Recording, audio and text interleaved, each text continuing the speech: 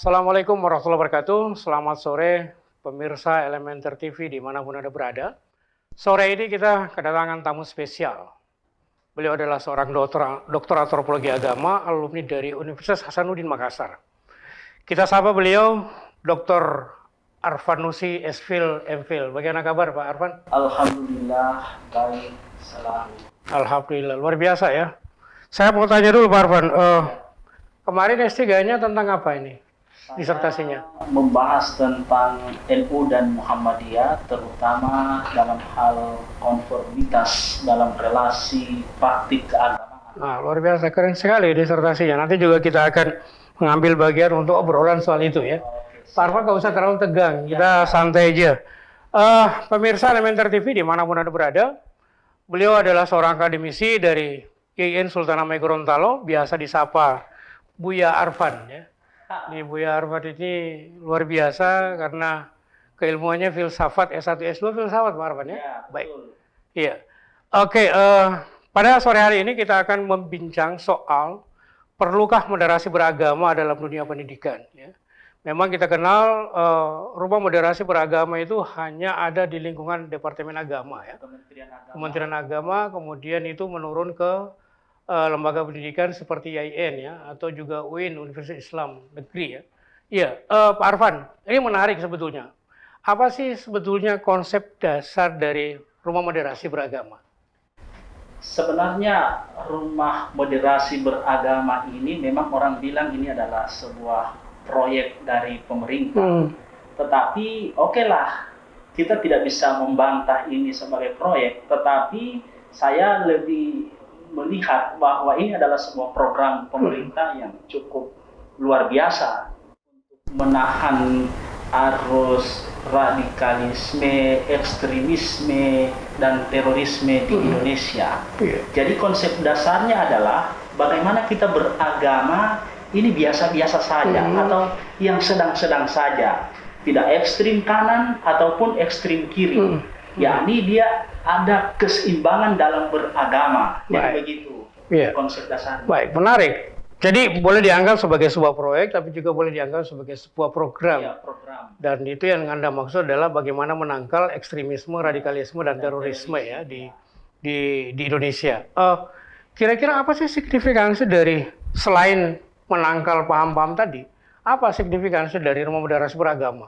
Terutama di Gorontalo. Iya, memang kalau di Gorontalo ini kan kekuatan adat istiadatnya, budayanya ini sangat luar biasa, tertanam dalam perilaku ingatan masyarakat Gorontalo. Jadi memang agak susah juga radikalisme maupun ekstremisme masuk di Gorontalo. Tapi walaupun begitu, kita punya pengalaman yang buruk, punya pengalaman yang pahit. 2 atau 3 tahun yang lalu kita melihat ada beberapa orang yang ditangkap oleh Densus 88 dan ini kan membuat mata kita terbelalak. Wah, ini kecolongan juga Gorontalo yang katanya Serambi Madinah, yang katanya adat istiadatnya, budayanya cukup mengakar kuat, tetapi rupanya ini masih terdapat radikalisme, terorisme, dan ekstremisme. Oh begitu ya, dan itu ada di Gorontalo ya? Iya, jadi perlu ya kita tumbuh kembangkan moderasi beragama di Gorontalo. Baik. Berangkat dari konsep kemudian signifikansi dari RMB itu sendiri ya. Kita singkat RMB aja ya. RMB ya. Iya, rumah moderasi beragama kita singkat jadi RMB. Pak Arvan, kalau dilihat dari konsep dasar dan signifikansinya, ini kan kayaknya negara ini mau ngurusin agama gitu kira-kira. Bagaimana pandangan Buya Arvan soal itu? Memang orang skeptis kan melihat bahwa ini tidak ada kerjaan ini pemerintah mau mengurusi agama orang lain. Padahal agama ini kan persoalan prerogatif pribadi yang tidak boleh dicampur oleh pemerintah. Tetapi yang perlu digarisbawahi di sini, memang pemerintah tidak mencampuri. Yang dilihat ini adalah jangan sampai orang beragama tetapi melenceng. Melenceng di sini adalah akan menimbulkan konflik kebangsaan, itu yang pertama. Kemudian yang kedua adalah konflik keagamaan. Jadi ini perlu digarisbawahi karena konflik ini di mana-mana ini kan ditenggarai dua ini. Kalau bukan persoalan kebangsaan, ya persoalan agama ya. Agama. Karena memang kita melihat orang beragama ini atau melaksanakan ritual keagamaan itu sebenarnya dia tidak melaksanakan agamanya. Yang dilakukan adalah, yang diamalkan itu adalah penafsiran dari agama itu sendiri. Jadi ini perlu dipetakan ya, agama dan beragama. Kalau agama itu adalah sesuatu yang sakral, sementara beragama itu adalah lahir dari penafsiran setiap orang. Ya. Jadi gitu. Baik. Iya, ini menarik ya. Sebetulnya kalau kita tarik persoalan ekstremisme, radikalisme dan terorisme itu memang menjadi sesuatu yang sangat krusial di negeri ini. Mungkin juga karena latar belakang historis sehingga muncul ya yang namanya rumah moderasi beragama. Tapi apakah kemudian rumah moderasi beragama bisa menyelesaikan persoalan yang terjadi yang Buya Arfan tadi sebutkan soal keberagamaan begitu, yang dianggap melenceng atau kadang-kadang penafsiran yang terlalu dogmatis atau mungkin seperti apa? Ya, sebagai warga negara yang baik kita mesti optimis, Pak Samsi, bahwa rumah moderasi beragama atau katakanlah moderasi beragama ini dipahami secara baik oleh masyarakat beragama. Jangan sampai beragama hanya sekedar kita beragama dalam semangat-semangatnya tetapi miskin dalam literasi. Kita teringat kenapa orang beragama tetapi masih melakukan kekerasan. Kenapa orang beragama tetapi masih menyampaikan bahasa-bahasa kebencian. Nah, ini yang perlu moderasi beragama lahir di tengah-tengah persoalan yang sangat pelik ini. Kenapa hal itu terjadi? Ini karena saya teringat dengan kata-kata Imam Al-Ghazali bahwa ternyata kita ini miskin literasi. Mohon maaf, Ibnu Khaldun tadi, ya. Imam Al-Ghazali ya. Kita ini miskin tentang literasi. Maka kehadiran rumah moderasi beragama ini adalah untuk bagaimana pemenuhan literasi tentang keberagamaan di tengah-tengah masyarakat beragama.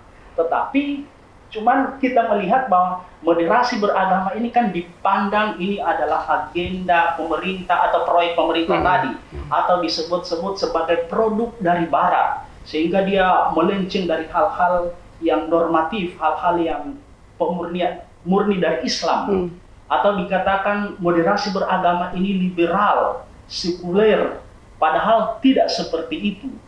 Moderasi beragama adalah mengajak kita untuk bagaimana tadi yang saya sampaikan di awal tadi, biasa-biasa saja, yang sedang-sedang saja. Jangan terlalu dibakar oleh emosi, jangan terlalu cepat marah, jangan ya cepat-cepat mengayunkan pedang, karena memang tidak ada orang di dunia ini yang merasa yang paling benar ya, karena sesungguhnya yang paling benar di dunia ini adalah Allah Subhanahu wa Ta'ala, karena Allah ini memiliki level kebenaran yang absolut. Siapapun dia, ulama, kiai, dosen, bahkan pendekar Wiro Sableng sekalipun, 212 pun tidak boleh membaptis dirinya sebagai orang yang memiliki kebenaran atau yang disebut dengan truth claim, mengklaim kebenaran.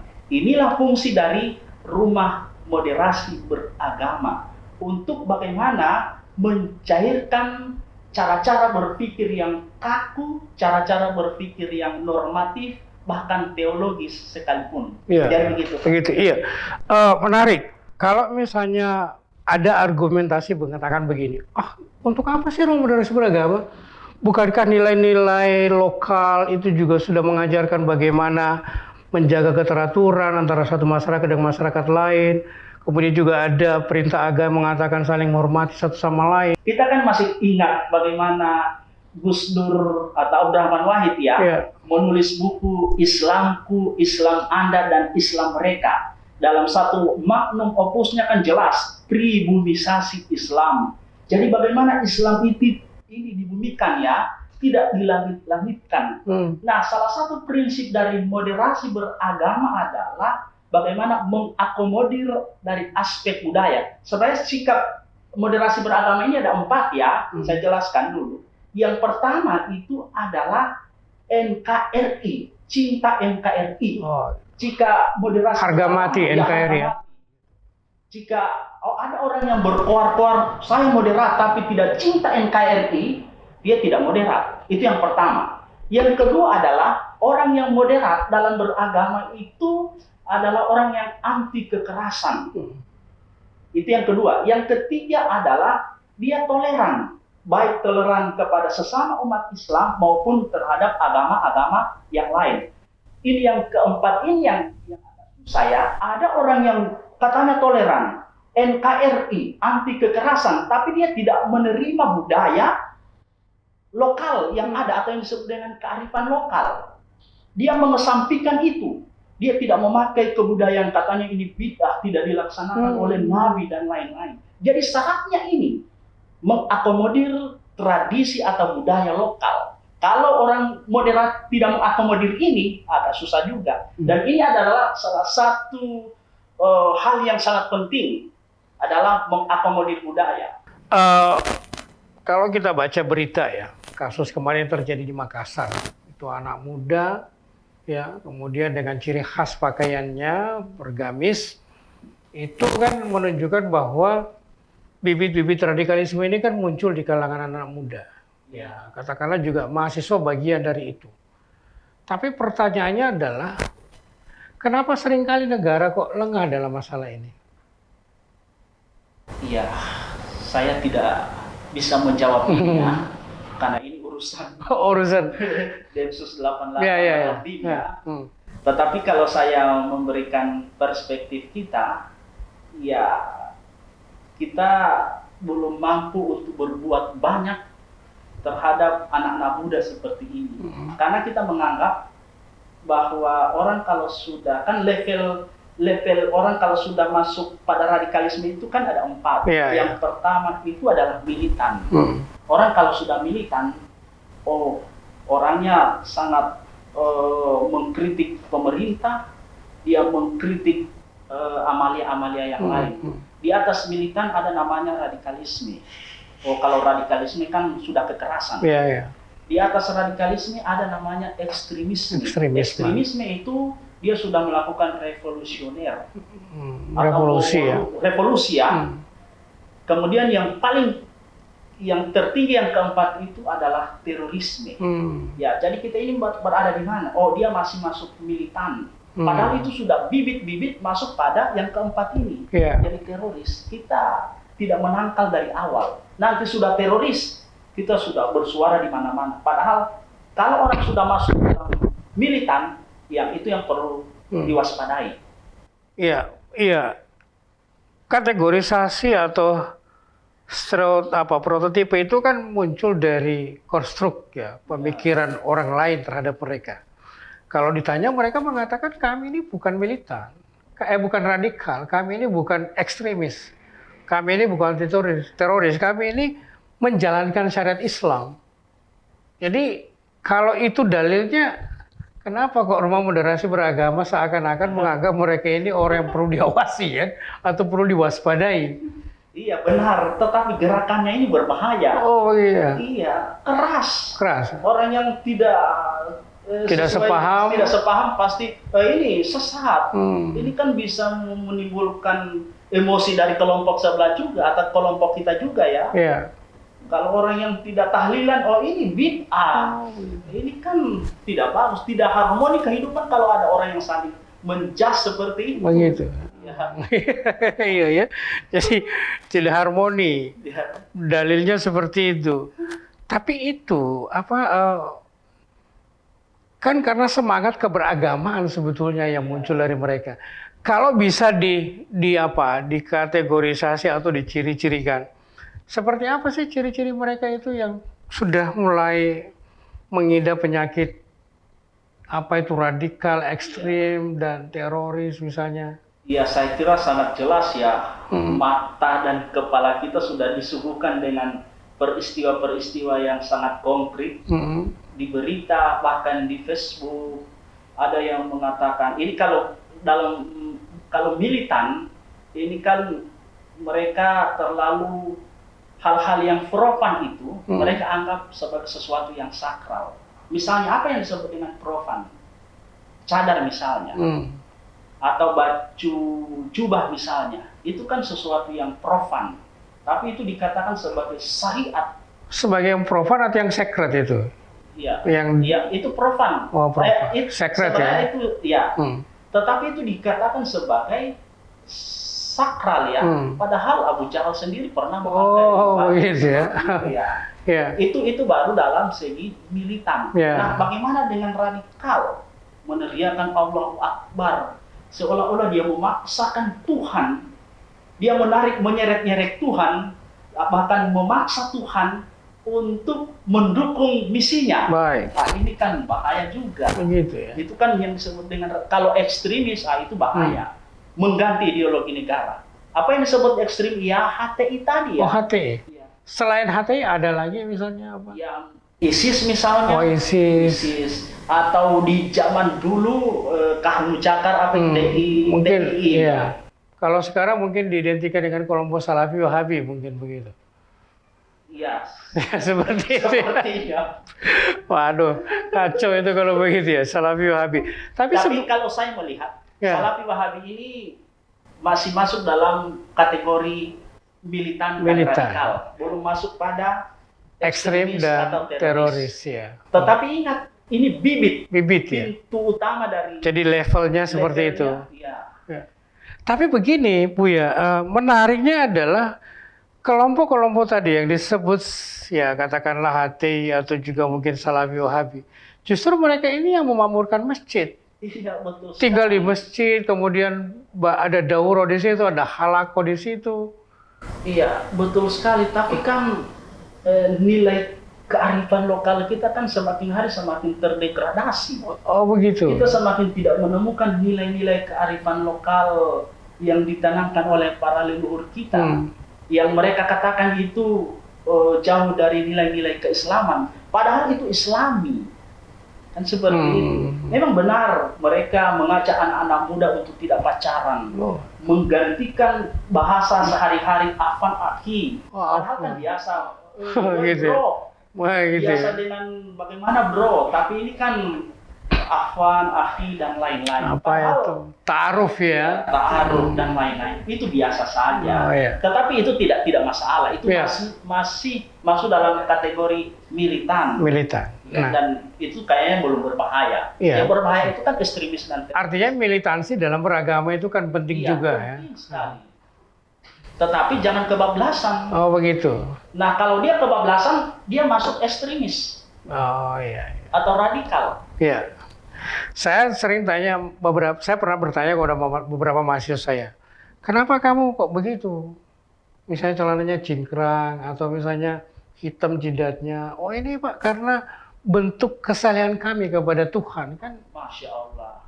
Ini kan artinya mereka itu sebetulnya baik. Cuman kan ada kategorisasi yang begitu keras dari pemerintah, termasuk juga para pemikir-pemikir apa itu pemikiran dia. Ini menganggap mereka ini perlu diwaspadai. Apa yang harus diwaspadai dari mereka? Sebenarnya tidak usah diwaspadai. Tidak perlu. Apa yang diwaspadai? Yang diwaspadai itu adalah gerakan mereka yang ingin menggantikan ideologi negara atau kemudian hanguskan nilai-nilai kebudayaan lokal di Nusantara. Itu saja. Selama mereka berbuat baik, melaksanakan sholat jamaah di masjid, bersedekah, haji, membangun komunikasi antar tetangga, itu perlu disupport. Tetapi ingat, kalau mereka sudah melakukan gerakan tambahan, ini yang perlu diwaspadai. Saya senang sekali ada gerakan yang anti pacaran. Ini kan benar gitu ya, anti pacaran. Saya senang. Nanti kalau anti pacaran kan tidak menikah berarti kan? Ta'aruf ya. Kayaknya ta'aruf itu konsep Islam begitu. Dan memang kita temukan apa itu istilah-istilah. Pokoknya kalau sesuatu yang tidak syariat berarti tidak Islami kan begitu. Tidak Islami. Jadi biarkan mereka beragama dengan baik. Mereka sholat malam itu bagus. Puasa Senin Kamis itu malah lebih bagus. Mereka taat kepada dosen, kepada guru, tidak melanggar lalu lintas. Cuman perlu diingat bahwa substansi agama itu bukan hanya sekedar simbol belaka ya. Padahal ada hal-hal yang substantif, misalnya disiplin atau an-nasafatu minal iman. Kebersihan bagian daripada iman. Tapi ini kan coba Anda lihat, Orang lebih mengutamakan simbol daripada kebersihan. Dan ini adalah susah yang kita. Jadi jangan sampai simbol-simbol ini justru kita gaungkan, justru kita meninggalkan sesuatu yang substantif.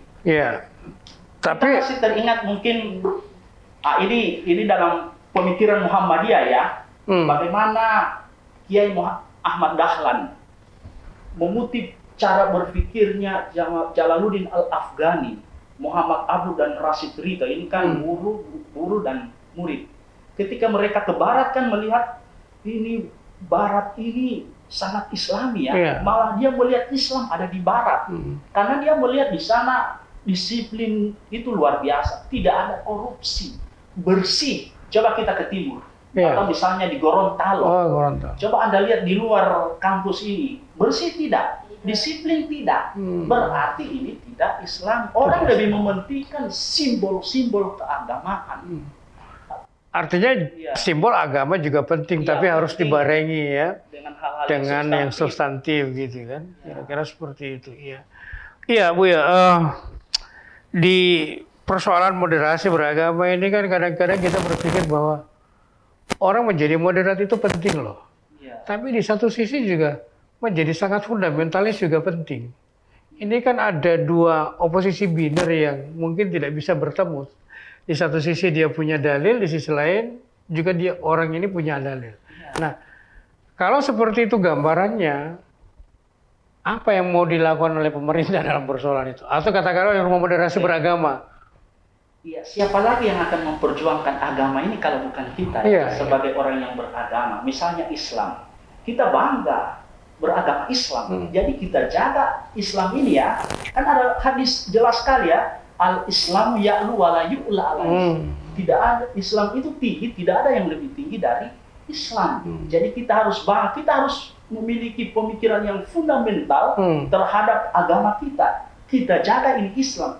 Cuman persoalannya adalah ketika kita berhadapan dengan agama lain, ini lain caranya ya. Justru kita memaksakan kebenaran yang kita miliki, yang fundamental tadi, kepada agama yang lain.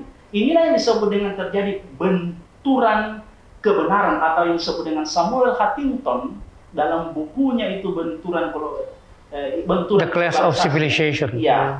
Antar kebenaran satu dengan kebenaran lain itu saling berbenturan. Itu yang kita jaga. Imam Ali bin Abi Thalib pernah berkata, kalau Anda melihat dia bukan saudaramu sesama Islam, maka lihatlah dia adalah saudaramu sesama manusia. Itu akan melahirkan nilai-nilai humanisme dalam Islam. Saya gara-gara humanisme ini saya teringat dengan pemikiran Muhammad Arfun ya, yang mengusung humanisme Islam. Jadi ini menarik. Tidak beragama seseorang, tidak religius seseorang adalah orang yang tidak peka terhadap orang lain, tidak peka terhadap penderitaan orang lain. Sebab ini Askar Al-Engineer pun mengatakan begini, sebab Allah itu menjelma di dalam diri kita. Jelmaan Allah itu apa? Adalah bagaimana mengekspresikan nilai-nilai cinta kita kepada orang lain. Kalau tidak ada cinta, tidak ada kasih sayang, maka dia bukan orang yang beragama. Terlepas dari cinta dan tidak cinta ini Bu ya. Agama ini kan punya doktrin ya. Misalnya Islam mengatakan di Inna Dina Indal Islam, agama yang paling tinggi itu agama Islam. Jadi kan sebetulnya soal kebenaran teologis ini kan inilah yang kemudian ditangkap oleh kelompok-kelompok yang tadi Buya sebutkan, kelompok radikal atau kelompok Salafi Wahabi. Ini kan sesuatu yang tidak salah sebenarnya. Terus kenapa mereka harus dalam tanda petik, quote and quote, misalnya adalah mereka itu adalah kelompok-kelompok radikal yang bisa merusak tatanan terutama Negara Kesatuan Republik Indonesia. Baik, saya ingin mengatakan kepada saudara-saudara kita Wahabi Salafi ya, silakan Anda berpikir, bergerak bahwa hanya Islam yang paling benar. Ya cukup hanya di antara mereka, silakan disampaikan dalam dakwahnya. Tapi ingat, jangan sampai dakwah-dakwah atau perkataan lontaran-lontaran seperti itu keluar atau didengar oleh kelompok agama sebelah. Silakan di dalam masjid, di pengajian-pengajian, kita membenarkan bahwa hanya Islam yang diridhoi oleh Allah, agama lain tidak. Oke, itu kan fundamental. Tetapi jangan sampai hal ini didengar oleh agama lain. Sama halnya dengan agama sebelah ya. Betul. Kita dianggap domba apa itu? Iya, domba-domba yang tersesat. Domba-domba yang tersesat. Kan kita jengkel juga mendengar itu. Oh, iya. Domba-domba yang tersesat. Itu kan tidak perlu disampaikan mereka ke kita ya. Cukup itu di kalangan agama mereka. Ya kita harus menghargailah, toleran. Sebagaimana Mufti Ali pada tahun 60-an dan 70-an menyampaikan gagasan ini. Toleran terhadap agama atau trikerukunan umat beragama itu kan ada 3. Iya, menarik Bu ya. Pertanyaan selanjutnya adalah soal apa masih tetap dengan moderasi beragama kan? Kita melihat moderasi beragama ini seakan-akan menjadi sebuah solusi di tengah masalah kehidupan umat beragama yang seringkali terjadi konflik. Tapi apakah esensi dari rumah moderasi beragama itu bisa dipahami oleh umat beragama itu sendiri? Ya, kalau saya melihat moderasi beragama ini kan kalau tidak salah baru digaungkan ini 3 atau 4 tahun belakangan. Masih baru ya masih baru. Tetapi saya lihat sudah semakin masuk pada akar kehidupan masyarakat ya. Denyut nadi kehidupan masyarakat itu sudah mulai mengenal moderasi beragama. Berbagai macam tanggapan mereka. Ini moderasi beragama ini hanya produk dari Barat atau proyek pemerintah. Jangan-jangan iya begitu ya? Iya, jangan-jangan iya. Tetapi ada juga sebagian besar juga menerima. Siapa yang menyampaikan ini proyek pemerintah yang sudah terdoktrin lebih awal tadi? Yang kelompok-kelompok yang dalam tanda kutip tadi yang agak radikal. Mereka pasti tidak mau hal-hal yang seperti itu. Berbicara, jangankan moderasi beragama. Di awal-awal tahun 2000-an, bicara tentang liberal, sekuler, Islam progresif, Islam modern, Islam moderat, itu sangat asing di telinga mereka, ya, pasti itu ditolak. Bahkan Islam tradisional pun itu mereka tolak. Jadi di sini ya cara berpikir mereka ini kan cara berpikir yang konservatif yang mempertahankan cara-cara yang lama yang kemudian dipaksakan di zaman yang sudah modern yang membutuhkan cara-cara berpikir yang konstruktif, yang kontekstual, bukan tekstual. Jika demikian, moderat itu yang harus dikembangkan itu seperti apa? Ya, moderat itu ini adalah pola hidup kita ya, atau gaya hidup kita. Biasa saja. Iya, biasa saja. Kalau kita ketemu dengan umpamanya saya NU, ketemu dengan Muhammadiyah ya senyum, sapa, salam. Ketemu dengan agama lain ya kita senyum, kita berjabat tangan, kita doakan mereka, kita bantu. Ya itu sudah moderat. Sudah moderat ya. Kita memberikan, mengantar makanan ke tetangga, kita membantu orang lain, itu moderat. Sekalipun mereka berbeda paham dengan kita. Betul ya, begitu ya. Santai saja.